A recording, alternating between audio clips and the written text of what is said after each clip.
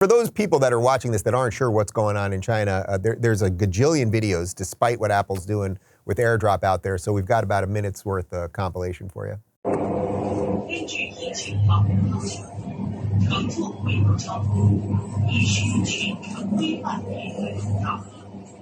谢谢配合。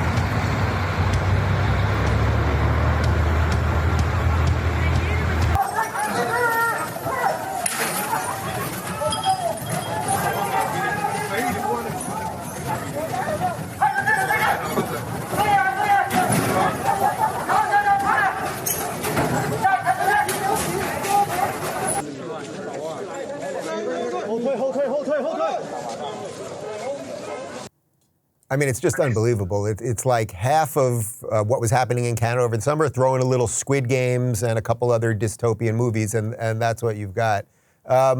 Melissa, obviously I think we're all in agreement the U.S. isn't going to do much about this.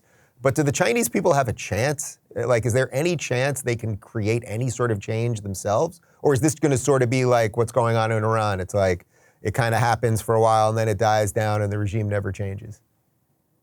I'm not optimistic about any change per se, but this is significant. What has happened over the weekend with these protests? This is the largest display of public defiance against the regime since Tiananmen Square protests in 1989.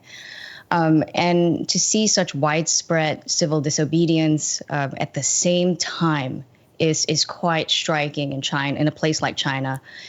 What I will say is that because these protests are actually very targeted, what the people want is to get out of this perpetual lockdown situation. I mean, they are frustrated. In Xinjiang, for example, they had been in lockdown for 100 days straight. Mm-hmm. And many of these cities like Beijing, Shanghai, people are starving. I mean, in the land of abundance, right? Supposedly the Chinese Communist Party pulled so many people out of poverty. They're all middle class and wealthy now. People are actually starving because of lockdowns. People have died because of lockdowns, as we saw in the fire that killed 10 people. So people are frustrated. That's the end of what they can tolerate, and they're rising up. But at the end of the day, the Chinese state power and surveillance apparatus is so perfected. I mean, you need a code to even travel to a certain place and into certain buildings. And if you don't scan that code, you're not going to be allowed in.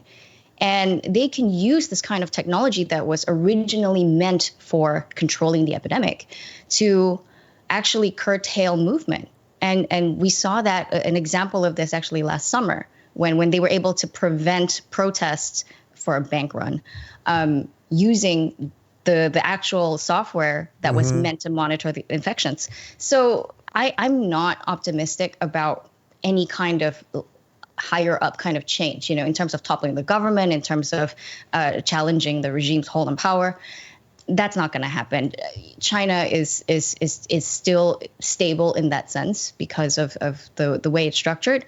But I think that what we will see is probably loosening up of COVID restrictions. That's probably the best case scenario for the Chinese people.